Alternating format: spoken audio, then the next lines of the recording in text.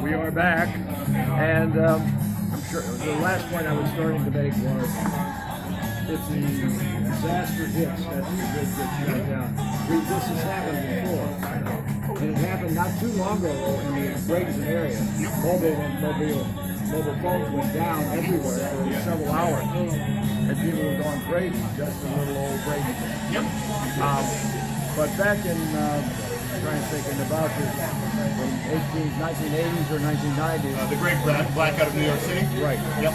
You know about that. Yep. People forget about that stuff, but it lasted quite a while. Your average American has some very short attention spans, but I remember there was a lot of looting, a lot of destruction. Some people actually, communities came together very well in certain neighborhoods, and then the exact opposite in others. So, I mean, the human element, roll the dice. You don't really know what you're going to get with humanity until you actually put the pressure on it. So, in that time, you said you had some places in chaos, but a general, what the hell is going to happen next? And when you get that kind of thing, very often, you're not in agricultural society anymore. Where are we going to get our bread? Oh, the power's off. The freezers are out in the grocery store. The meat's going to rot.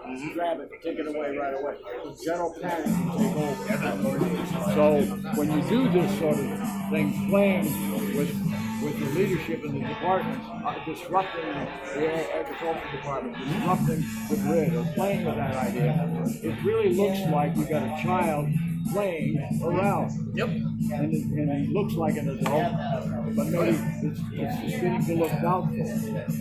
And so if he's not really an adult, and he's got people who are following him, they're really not adults either. Exactly. I mean, but that's the idea, is that, who would have thought that putting a trust fund game show host in the White House would have been a bad idea?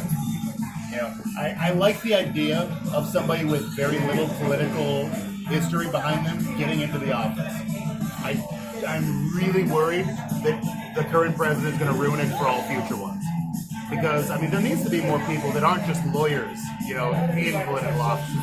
There needs to be more, some more scientists, some more teachers, people that come from all walks of life.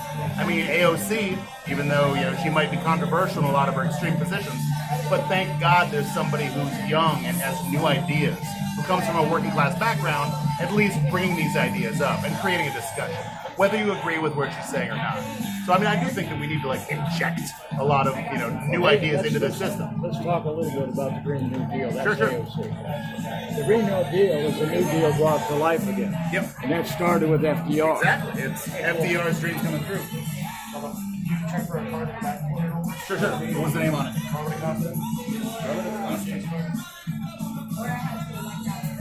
Well, folks, we're interviewing Cole, who's the bartender here at Munchies. He's adding insight to the conversation in ways that I didn't expect. He's unusually competent and usually informed, and because he agrees with me a lot, probably means I like him a lot. But if he disagrees with me, I'm fine with that too.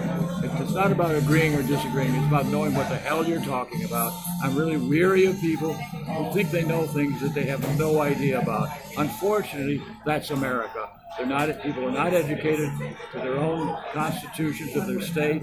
They don't know, for example, in the state of Florida, that the requirement in the Constitution of Florida is that the state capital needs to be in the center of the population. Now, Tallahassee is not in the center of the population of Florida. That's just the state of Florida. Most people do not know that, but it's in the Constitution of Florida. So Tallahassee should be moved to Orlando, just in this state. So the ignorance just goes everywhere on just that simple state fact or factoid. So I'm just going to hold off. We'll do another segment, but with Cole. I don't want to go off on too many rabbit holes. We'll be back in a moment. Quick question, Augie. What do you think? This is Alex Solis, producer. Quick question for Augie. What do you think about your 1,000 views, man? What do I think? There, you get 1,000 views a show now. Well, I don't know if it means people are rewatching the show or No, it's new viewers. It's all new viewers. Yeah, Okay. so you have it. I know we're at 30,000, but No, we're over. But the thing is, we hit a milestone. Now we used to hit 50 views a show. Now we hit 1,000 views a show. I know we only started in April, right? Yeah. Well, it's kind of significant. YouTube doesn't usually do that this quickly, but I do offer something somewhat different. And and what Cole and I are talking about goes to the general ignorance. People are ignorant out of choice or not. If they know there's a reason to change their viewpoint, or they're just lazy. And fatigue of knowing things or not knowing things is way prevalent in society. I mean, children are 5 years old and they're 50 years old, and there's no damn difference. That's the trouble. I mean, I can see where you're coming from. I might have missed a little bit of that, but yes. Yeah, I'm sure you are. And the people, they use drugs to hide their frustration. They have no leadership within the communities that they can trust or understand. Understand them or give a shit about them. And I do think that there's a little bit of a correlation between the last Great Depression and Prohibition versus this current oncoming recession and then the opioid epidemic. Because people do have a feeling of hopelessness. Right. Because they don't really know where everything is going, what's going to happen, where their next meal's coming from. When we're talking these micro-macro things, retail business is shut down, Amazon's taken over. Trucks are going to be automated. The future of kids, what the friggin' hell am I going to do, is just endemic. What do we do? Do I become a bartender like yourself? Or what do I do? Until they figure out a robot who can do that. Yeah, and they're going to. So corporations are dedicated to create slaves one way or the other. So the business people of the world and the United States have always been about slaves of one form or another. Okay, I see where you're going with this. Absolutely. I mean, I don't know if it's going to be as bad as it is in Japan, where people are born and they basically have a company logo stamped on their shoulder. It's like, well, my father works for Yamaha, so now my son will work for him too. And then they create this, this company store mentality with every corporation. I don't think we're there yet, but we're getting kind of close. I'll wager you, if I interviewed everybody in this bar, I'm either one gentleman over there, he's retired, he's living on Social Security, he's living on pension, he's living on maybe stocks or dividends or something like that. But most of the other people here are hoping to have 1 or 2 or 3 jobs just to fucking survive. Right?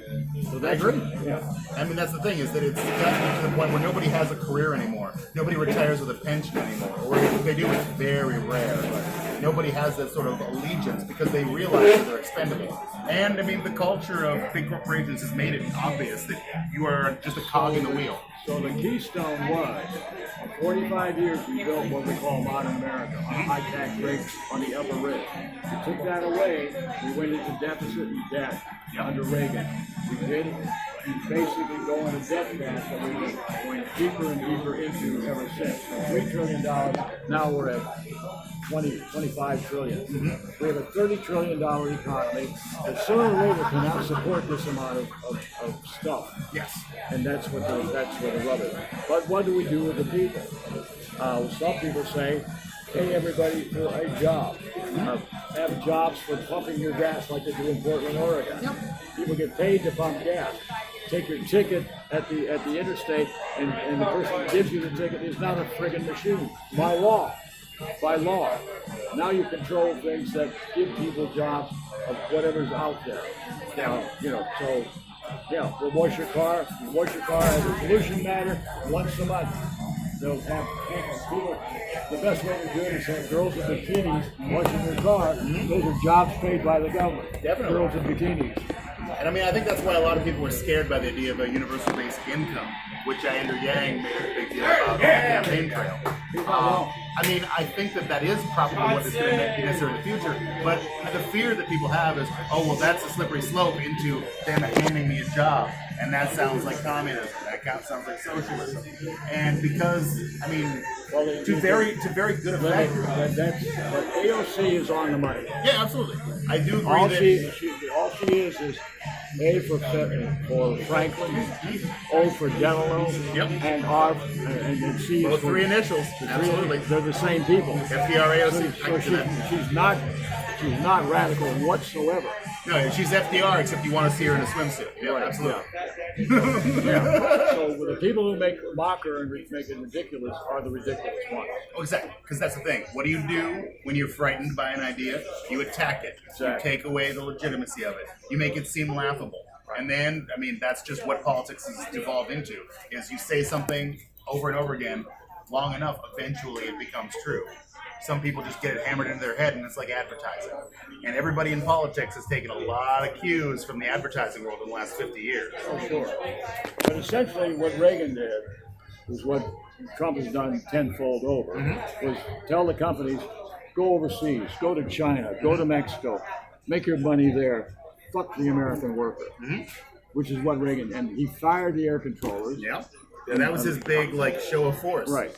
That was his first day in prison, where you find the biggest guy and punch him in the face. Right. That's what it was. And then after that happened, all the labor unions collectively shat themselves and said, "Oh my God, what's going to happen next?" And then everybody just sort of looked at Reagan like this puzzle. What's he going to do next?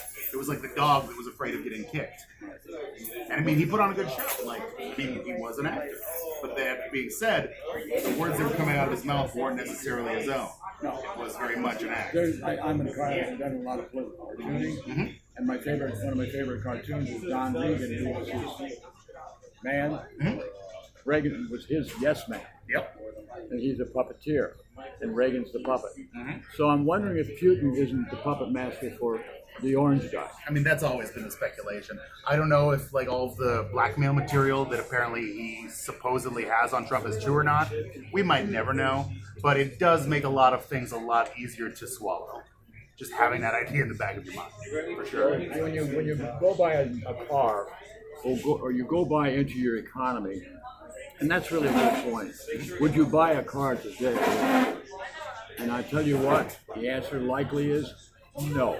Yeah. And so what do we have? We have in South County, in Sarasota County, fields of cars unsold. Yep. And the retail installment contracts on the dealers are huge on all these cars. Oh, absolutely. So that means that industry, the retailer auto dealer is saying, what do I do? There's not enough money I can make on repairs. I'm not getting any sales. I'm not going to get any sales.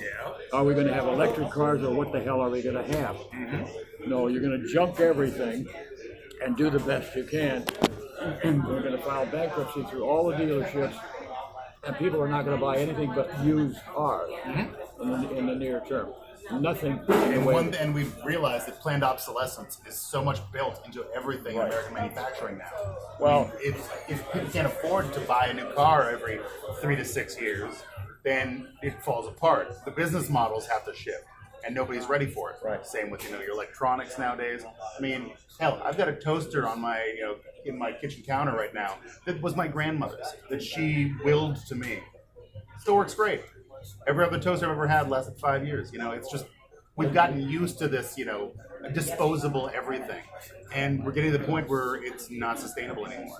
I mean, I guess that's the word of the day, sustainable. People really don't trust the new. The new is untrustworthy. Was it made in China? Was it made anywhere? Was it made in Mexico? Oh, you mean America didn't build anything here? And we got a guy that's going to make everything great again? What the hell is that for? Agreed. What kind of nonsense? And especially what's going on in Africa right now. So much of China, they're investing millions and billions of dollars into building a highway system in Africa in various nations. But they're basically subcontracting the work that they don't want to do to Africa. So it's still cheaper to pay China to pay Africa to build things that go back to China and across seas to us again, than it would be just to make it in America. I mean, that's a screwed up logic. Well, you're hitting on something. The big thing they did first in Africa is build rail. And so they get new products from East Coast to West Coast and across the sea. They're reestablishing the the Asian roadway into Europe. So that all it's like the new Silk Road. It's the Silk Road, exactly. So when you see Marco Polo, the cartoon, the kids in the pool, Marco Polo, it's all about that whole idea. Definitely. And so that really is a cartoon about America. He was the guy that originated the Silk Road. That's the guy that did it. And that's what people don't know. Who in the hell is Marco Polo, right? It's the guy from the game. Right. So it's just a game. But once again, that I guess that boils down to problems in our education system, and there not being incentives for being smart anymore. But that's a whole other ball of We're wax. going to call an end to this, but we want to do it again. Absolutely. I think this is a great conversation. Absolutely. I appreciate your side of everything. Thank you very much. I appreciate you. So I just want to summarize this way. America was made great in 45 years, from 35 to 1980, and it's been deteriorating ever since. And everything that was great is falling apart. The roads, the bridges, the dams, the grid itself is falling apart, and it's being incentivized by the great orange beast. That's my thought on that whole point. Thank you very much for coming to the edge, and know that you haven't fallen off yet. Exactly. And Nero keeps fiddling. Exactly. Thank you very much. No, thank you. Let me see if they want